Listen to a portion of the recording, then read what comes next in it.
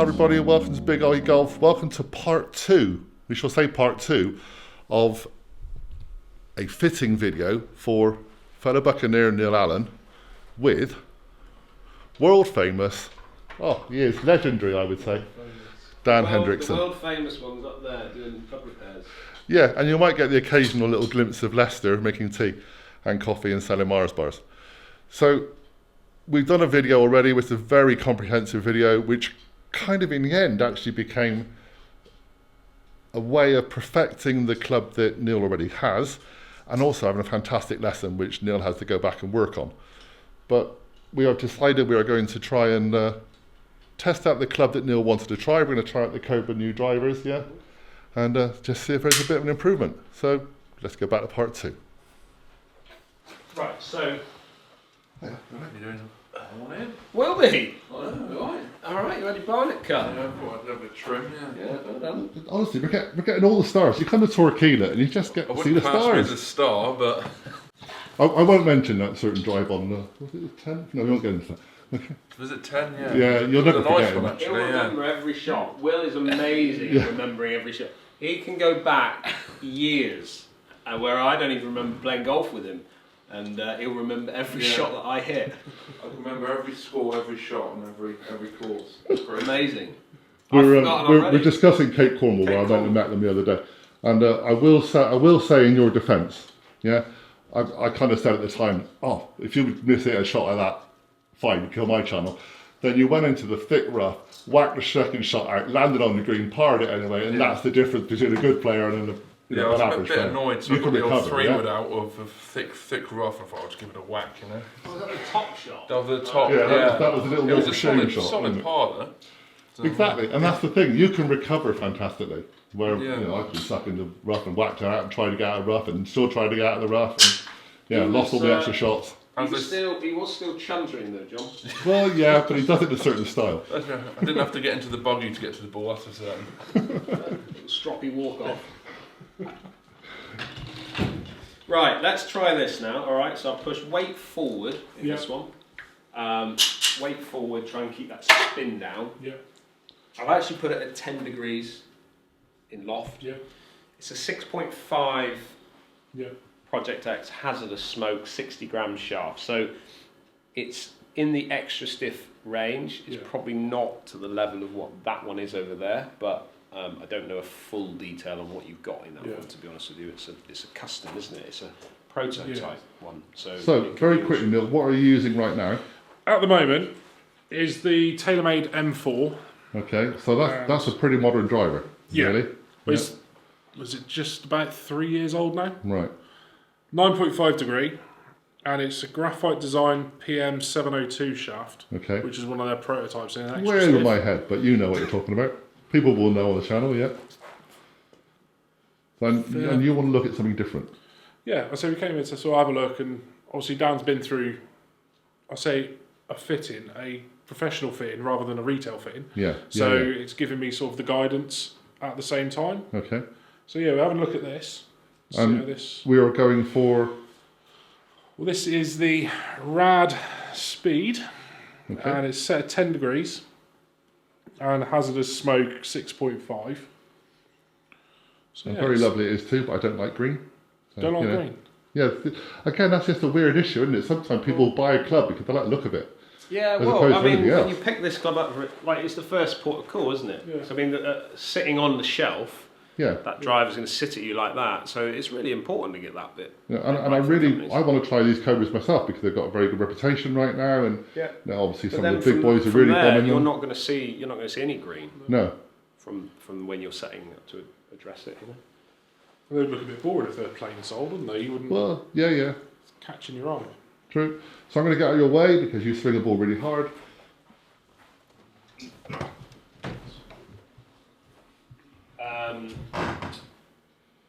Visually, then, how's this looking? So slightly different to what you've got at the moment. It's got a matte finish Yeah. compared to the sort of It glossy looks, finish. it looks like a smaller head. Does it? Yeah, being the black, obviously. Yeah. And it isn't. It's still a 460cc. Yeah. It does look nice behind the ball. Okay, so we're just focusing on that swing move. Okay, Yeah. so you're still focusing on that rather than trying to hit the driver. Yeah.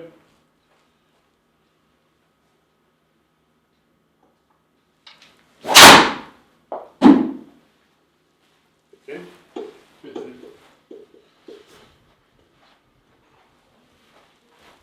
So really good move. Again, your downside is that low strike. So really good move on the. Yeah, it was, felt like it was right off the bottom. That one. Yeah, it was right.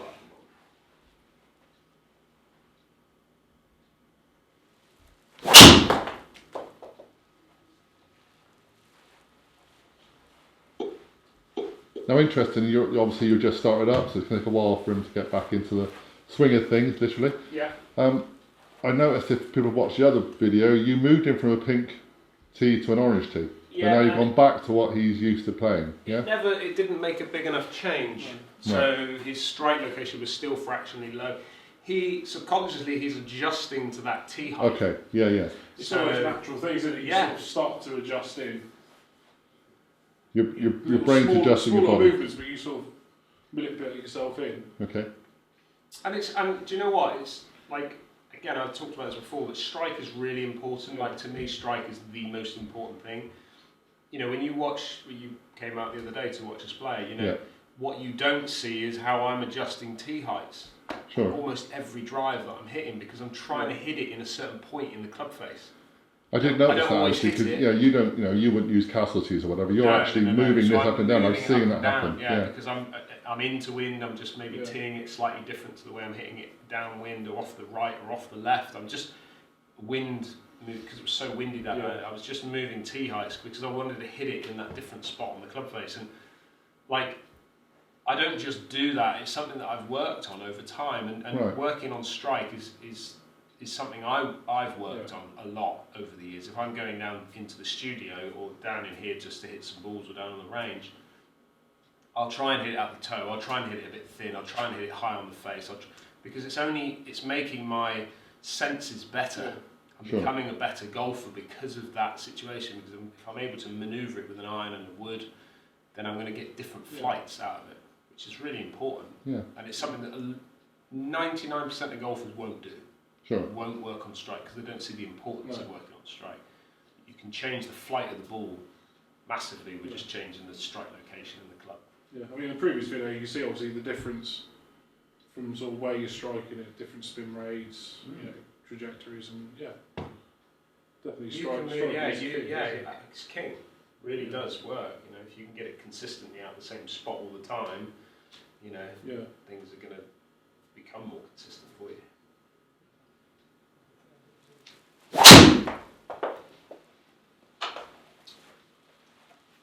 So feel on the club itself, how does that feel compared to what you're currently using? Feels light. Light? It does feel light. Does it? Yeah. So is that what sort of 70 gram is it? 72. That's heavy, isn't it? Yeah. There's a 72. Yeah.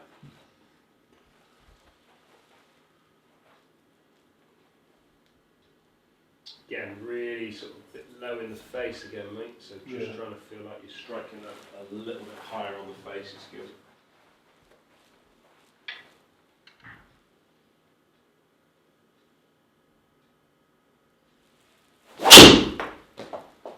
Really, so close that one. How did that feel? That felt good. Higher on the face? Yeah. So you've hit that 304 yards. Yeah, I was going to say, I'm just looking at the distance thinking, I think that landed about 280. So that's his longest. So,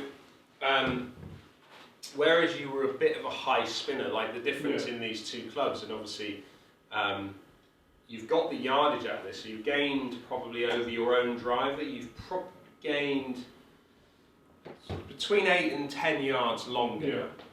But the reason for it is you're swinging at the same speed, your deliveries are pretty good with it, so 10 degrees, but it's because the spin is down at 1,900 revs, whereas in your other driver you were between 2.2 and maybe 2.8. Yeah.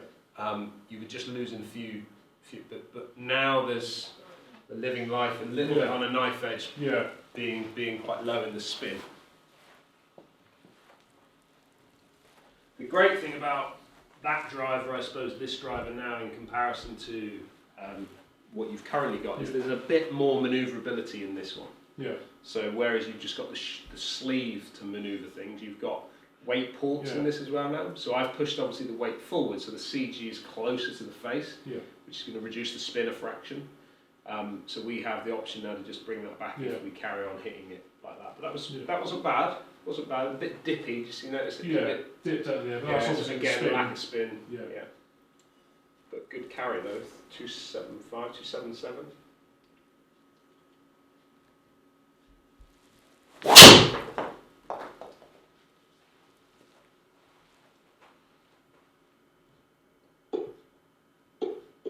Feel? Oh, it did feel low. Low in the face. Yeah. Yeah, it was a fraction low. Loving your swing now though. 2.8 degrees into out. Again, 2-1 in the spin. So a little bit low, so he launched it a bit low because he struck it low. But what's good is the last few shots you've hit, everything's a little bit in the toe now. Yeah. So I'm just going to manoeuvre this a little bit. I'm just going to pop the weight, switch the weights around. So pop the weight back a little bit. If I can just get you to spin it a little bit higher, if I just keep the ball in the air just that little bit longer.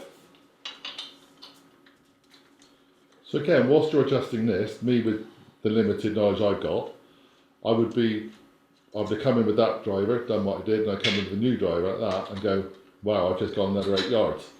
So to me, would that most important, or? Well, it's a balance. You've got to get the balance right of he's still got to be able to play golf. Sure. There's no point in him hitting it 8 yards further wildly or something. in trouble. Yeah. You've got to get him in a position where, yes, if he's doing a long drive competition, then you want to get him in as low spin as possible and get it launching up and spinning low. But it's not always the most important thing is to have a driver that goes longer. It's more sometimes about how you can control it. And I mean, I could hit it 280, but on a massive wide scale, I want to be trying to get the fairway more. Yeah. You're going to score more from the fairway rather than have to rely on. I just see the perception and go, like a lot of people would go, wow, that new driver did 10 yards more. That's got to be most important. But like I said, it's got to be whether you can control it and what you can do with that club. And also understanding where that's come from. Yeah. Why is he going that much further?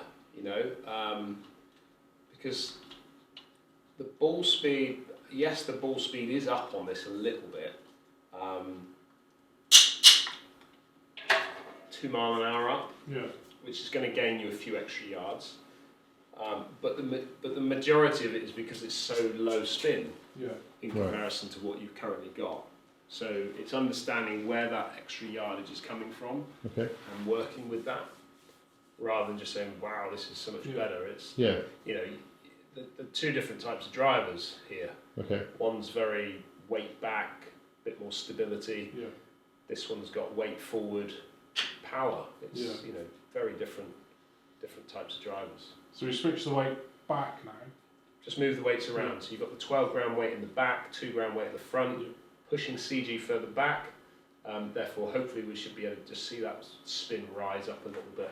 Just try and keep it in the air a little bit more. Okay.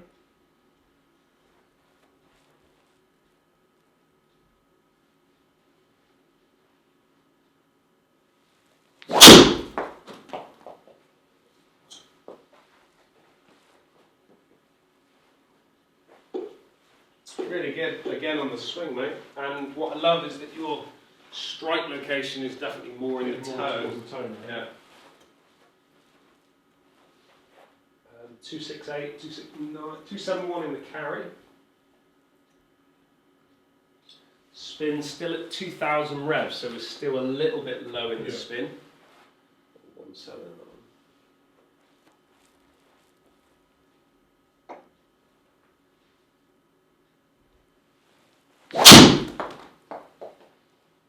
Great golf. Love it. How'd that feel? That felt, it was a bit toe-toey, Great shape. Again, that's what we mean, isn't it? We're both going, wow, and that is, to me, lovely and straight. It's a bit shorter than the other two, but it seems to be more controlled in that. That would be down the middle of the fairway, where the other ones might not necessarily be on the fairway. No, and look at that shot there. Okay, the strike was a fraction low and in the toe, but I mean, spinning it at 2.7. Right. He's kind of it's you get that spinning at 2,000 revs, that was just going to dip straight out of the air. Yeah. And lose a lot of control.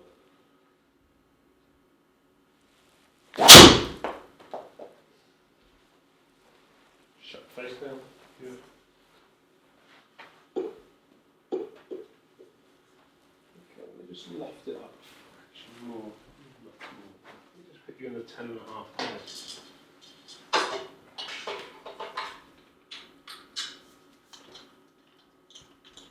2.4 in the spin that time.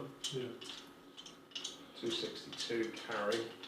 So what kind of numbers are you trying to look at for For him, spin? Yeah. ideally, I think to perform at its kind of that, I'm looking around 2,500 revs really Right. with the driver. If you want it to, that might not give him the absolute longest shot in the world,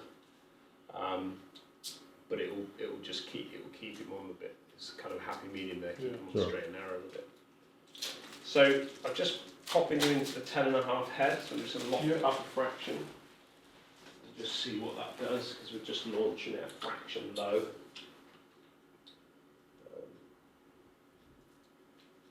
Same head, I think we're doing quite well with this head. How does it feel off the face? It does feel nice. Feels different? Yeah, it does feel different to the TaylorMade. You're getting used to the weight of it being slightly lighter? Yeah, it feels, sounds stupid, but I feel the shaft activating. Does that make any sense? Yeah, you'll feel it. I can feel the shaft kick in it and things like that. kicking a bit more. So what head are we actually using? Sorry? What head are we actually using? There's various versions of the Cobra This is driver. the actual. This is the Rad Speed version. You've got a B and a D. So this is kind of like, this is their kind of, I would say, their pro version. So this gives you the most manoeuvrability with it. Okay. The D is the draw. Right. Version. Okay. I think the B is the slightly more higher MOI. Yeah. So So the B's more for me, really, kind of thing, and yeah, well, because someone who's got more skill to work it would be this one. well, not always. No, it's not. It's about the delivery of the player. Okay. You know, it's about what the player needs. You know, there'll be players on tour that will be in the B, Okay. or in drivers that you wouldn't expect them to kind of be in, because they just spin it just slightly differently, or the deliveries are just slightly different. They need a bit more spin, or they want something with a bit more control. So yeah, so my answer to that is, don't always go for the one you assume is going to be right, especially if you're not being fitted, which is the problem sometimes. People go, oh, I must need that when I just buy it. Yeah. That's what the fitting's about. Now with the technology that you've got your interchangeable shafts, the olden days, it would be pretty much whatever was on the rack. Yeah. You try and you gauge whether it was a 9.5 you was going to have or a 10.5. And now you've got so many different variables you can try. Okay. To try to fine tune that a lot easier. Okay. Also, while Dan's just doing this, the most frustrating people we've got in the Buccaneers would be Darren. Right?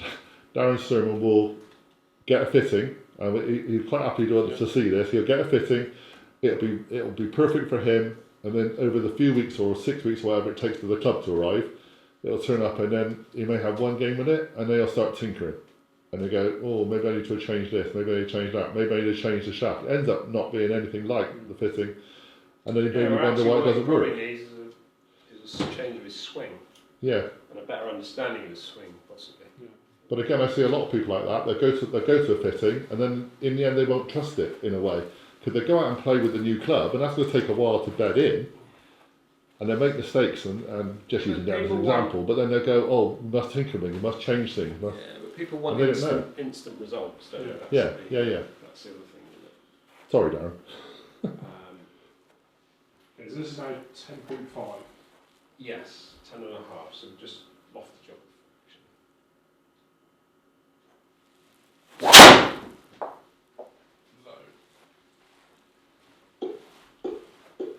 Very low on the base. Yeah, that's your bad one, isn't it? That is the bad one.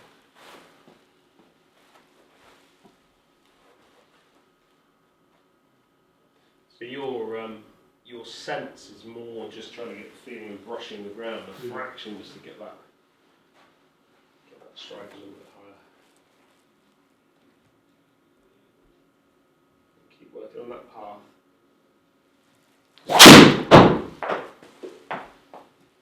Thin. It's all low, a little bit low.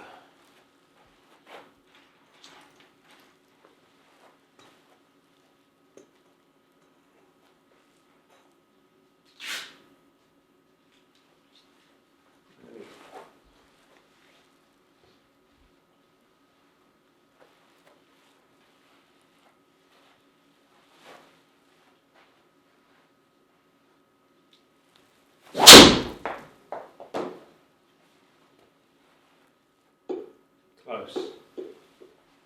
Very close. So that's gone. So what's great is you've 264 to 268, is it? 266. 266 carry, spinning it at 2.8, launching it at 10.4. So again, strike killing you a little bit there because the strike was a little bit low in the face. Yeah. Again, loving the fact that you're still a little bit in the toe, which is great. But you can see the spin just revving up a little bit more now, which is only going to help you, I think, long term. Yeah. I think everybody would like to sacrifice a couple of yards for that straighter shot. Yeah, you'd be surprised. Everyone wants the yardage, don't they? A big bomber drive.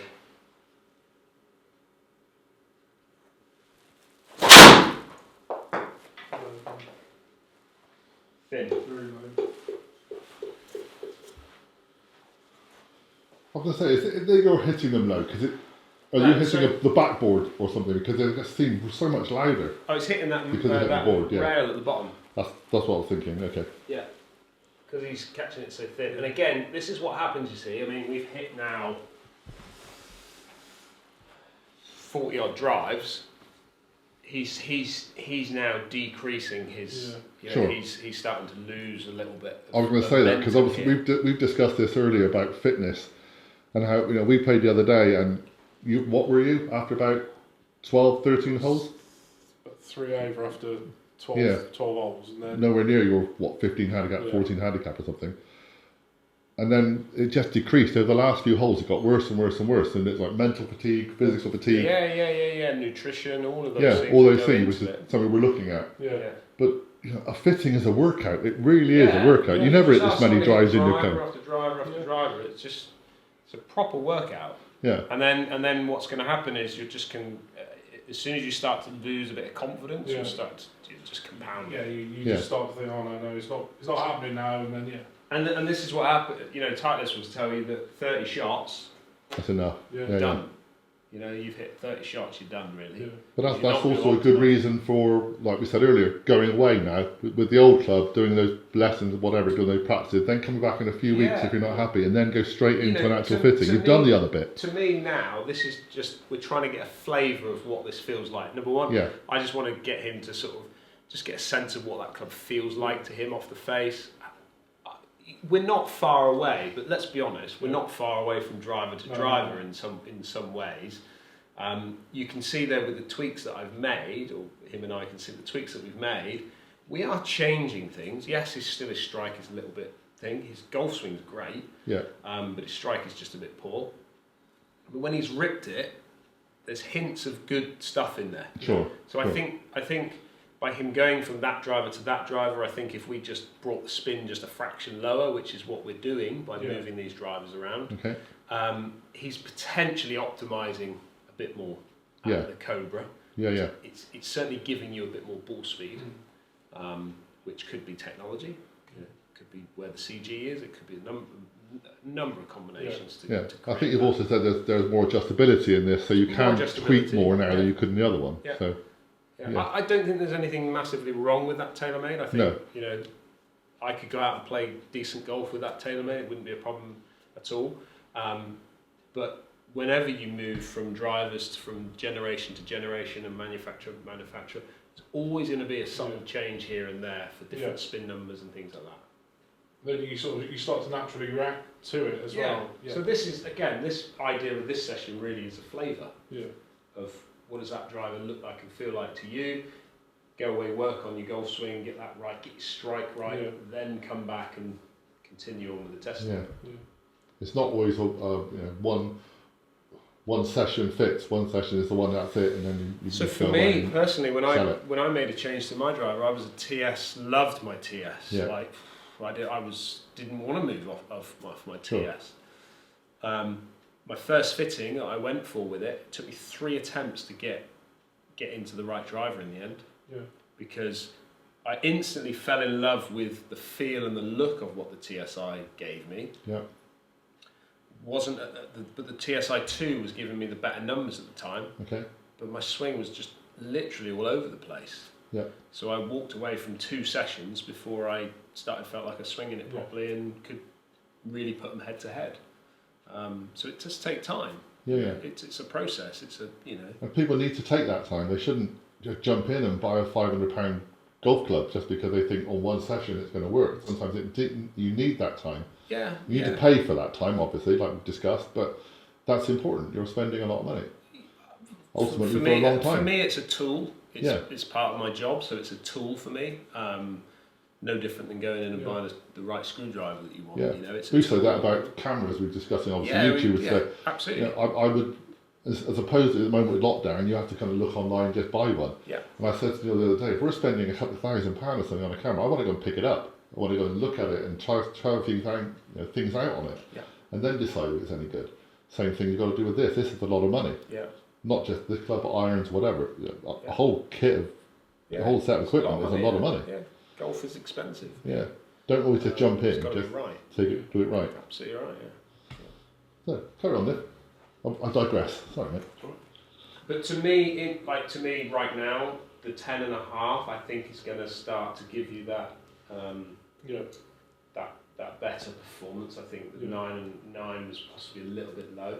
I think the 10.5 giving us a little bit more spin and get a bit more control over it. I think it's going to work all right. Give me a couple of strikes then.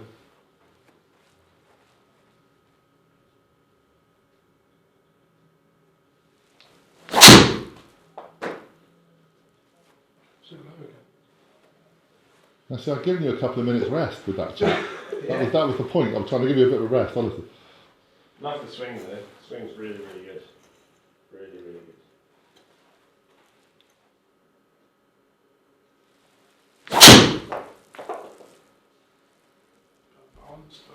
Overturn it. Where that feels strike-wise. Really toey. Yeah. Yeah, you have moved it, haven't you? Well done. You've done well. I'm just going to tee you up again a little bit, see if that does anything.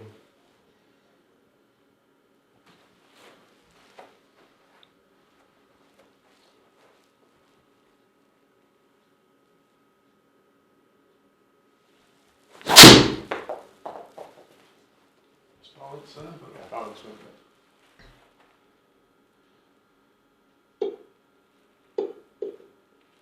It's good.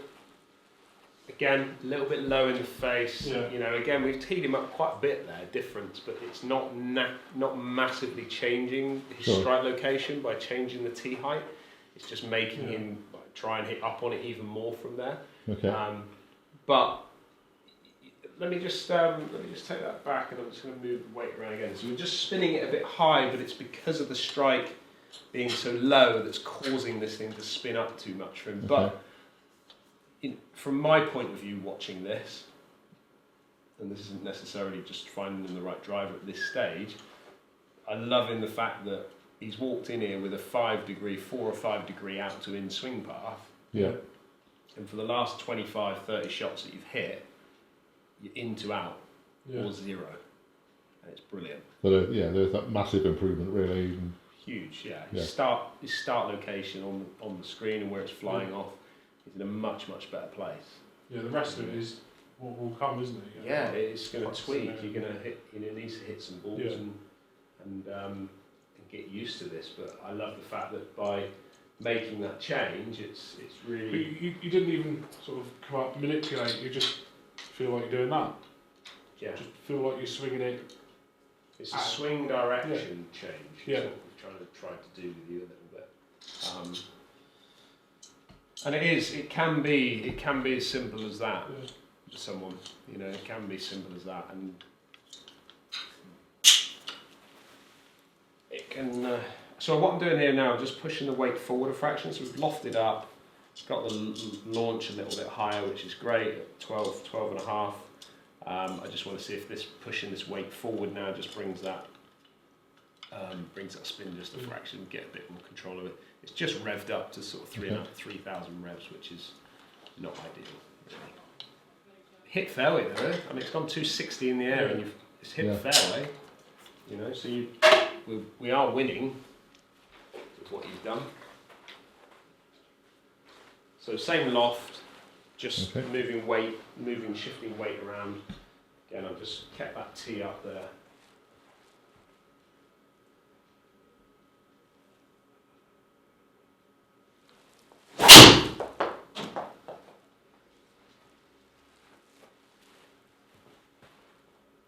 Definitely getting the strike more towards the toe. Yeah, it's great. I love that. It's just still fractionally low in the face, which is why you're not optimising it. But it's possibly a little bit of you. Do you feel like you're further away from the ball? Is that what you've done? Not consciously. No.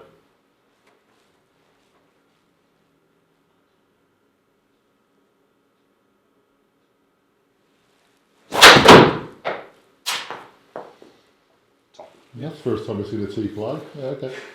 There's your tops. I have to say, we all ducked then. Thinking, wow. Yeah.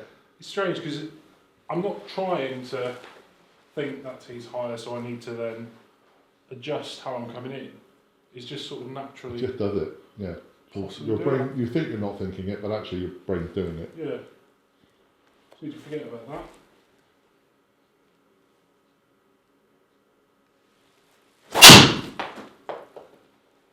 Toey? Very toey. Yeah. High toe. So we've made a shift.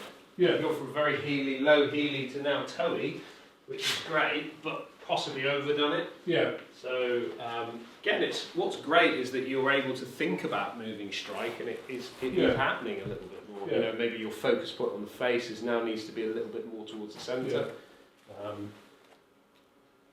Subtle things.